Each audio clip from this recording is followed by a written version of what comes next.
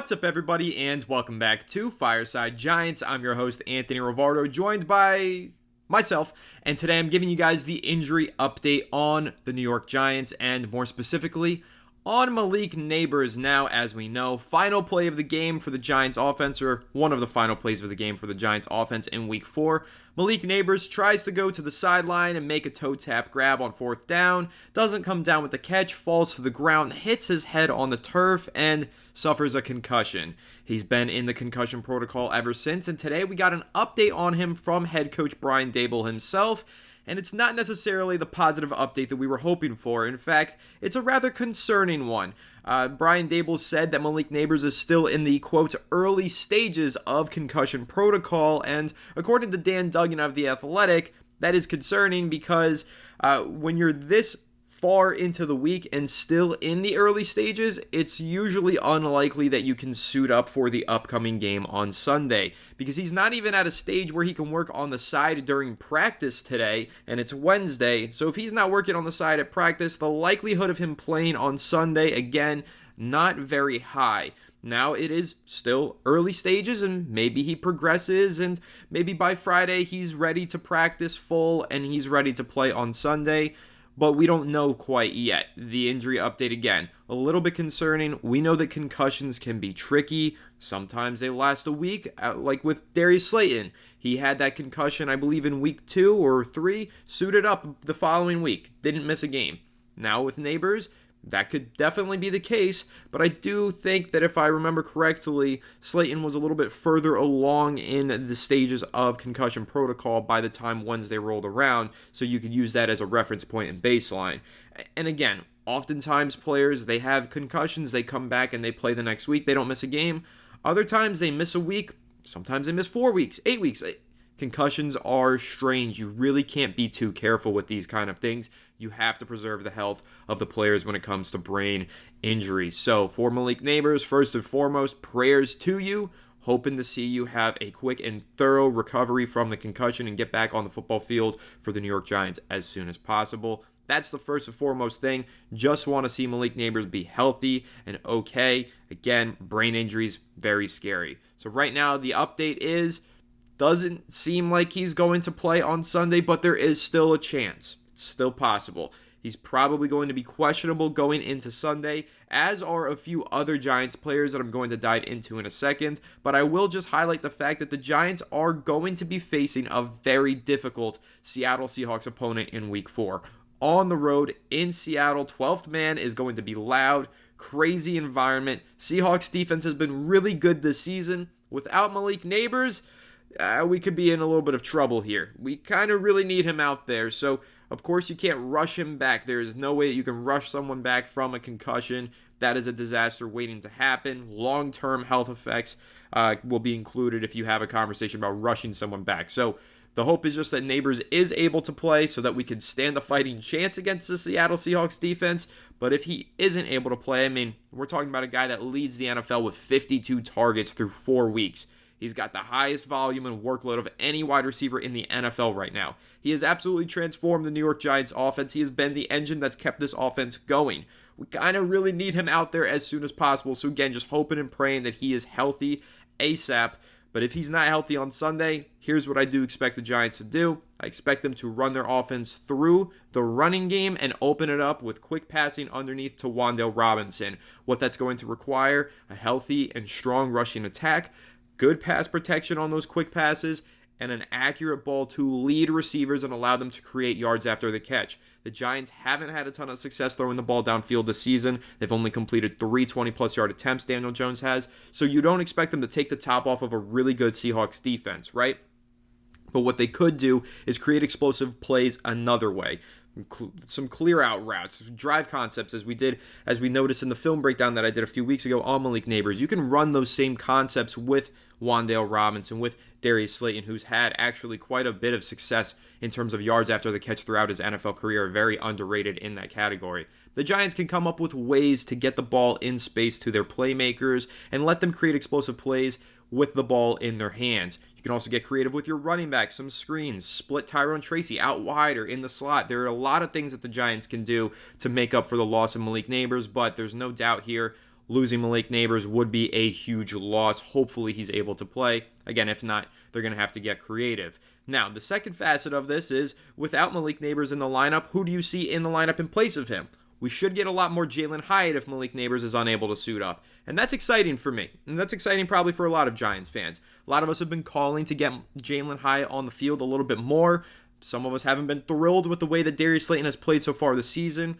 You guys know I'm a big fan of Darius Slayton. I think he's a great player when he needs to be in his defined role. I'm not saying he's a WR1 or anything, but as a solid number 2 option, I like him a whole lot. And let's face it, he's led the Giants in receiving yards in 4 of the last 5 seasons. He's been reliable. He's been consistent. 700-plus yard seasons are almost a normalcy for this guy. So he's a good player. However, he hasn't played that great so far this year, and I don't know if his confidence is a little shook. Obviously, he had a concussion of his own early in the season, so maybe that has affected him in some way, or maybe just the way that this offense is playing right now through Nabers has led to a diminished role for Slayton. Whatever you want to say here, the drops have also been a problem. I do think the Giants need to start giving Hyatt a little bit more playing time as Slayton kind of struggles to perform at the level that we know he's capable of. Plus, Hyatt, man, he's in his second year. He was a Fred Blitnikoff Award winner in college. One of the best deep threats that college football has seen in the last couple of decades, honestly, statistically. So I want to see this kid play. I want to see him run some go routes, run some deep posts. And hell, you don't even have to just send him on these deep routes and try and throw one up to him. He's got a lot of speed, 4.4 speed, right? That's what he ran at the 40. Joe Shane called it legitimate game speed as 4.3 speed when he scouted him in that game versus Alabama. You could give him the ball in space and let him run in a straight line with the ball in his hands, and he could be deadly. So I want to see more Jalen Hyatt.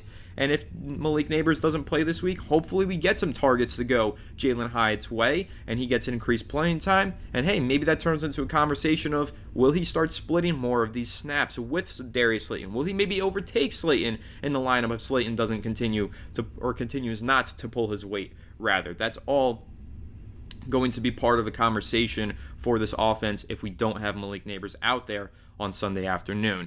But also focusing on this offense, there's another injury. Now, I mentioned one of the ways that they can create a more explosive offense is to focus on running the football effectively and then creating short yardage receptions to turn yards after the catch. Sure, all those things are true. However, a little bit of a concerning update here for Devin Singletary. He was added to the practice report with a groin injury, is not going to practice in today's Wednesday practice. He could be out on Sunday as well. Now, again, we don't know for sure. It's only Wednesday, so maybe he's able to play, but according to Dan Duggan of The Athletic, he seems like he's headed to questionable territory based on Brian Daboll's comments today. So at this point, kind of like a 50-50 chance whether or not Devin Singletary is out there. Who plays in place of him? Probably Tyrone Tracy Jr.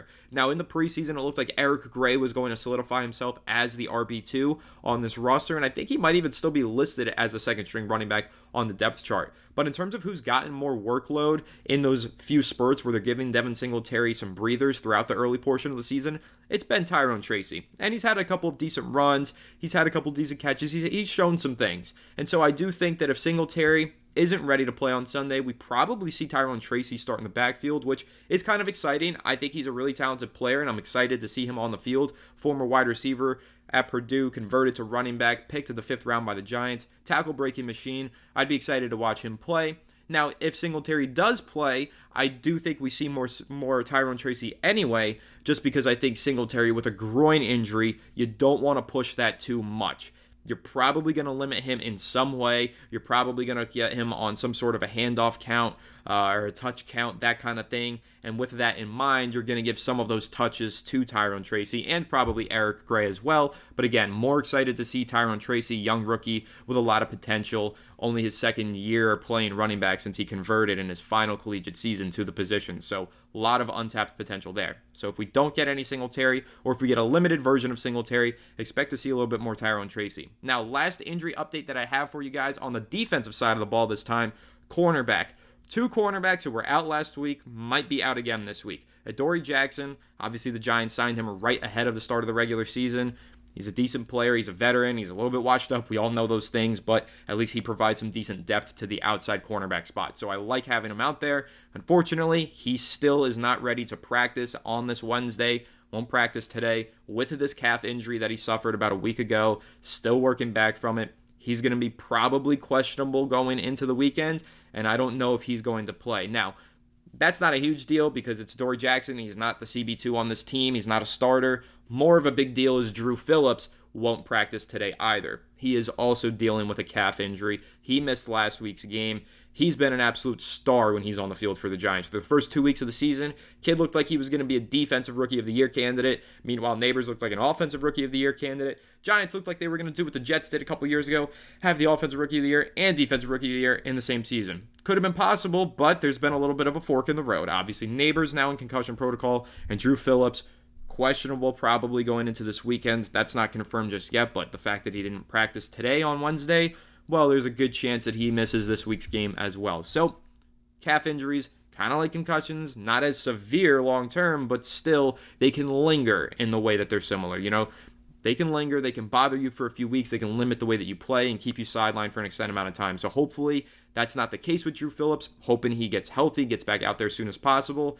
because honestly, we really need him. The secondary has struggled. This is a damn good Seattle Seahawks passing attack. They got DK Metcalf, JSN, they got Tyler Lockett. And JSN and Lockett both can play from the slot. I think JSN plays primarily from the slot for them. He's a very good young and up-and-coming receiver, but all three of those guys are a threat to Deonte Banks, to Cordell Flott, to Nick McLeod. All three of those guys got to give their A game on Sunday. But having Drew Phillips out there, considering how well he was playing in weeks 1 and week 2, you know, I really think we need him out there. So hopefully he's able to suit up. But that's pretty much the entire injury update for you guys after this Wednesday of practice. Again, those players not practicing, Singletary, Phillips, Jackson, and Nabers. We'll see where they progress. Hopefully they're able to get back on the field as soon as possible.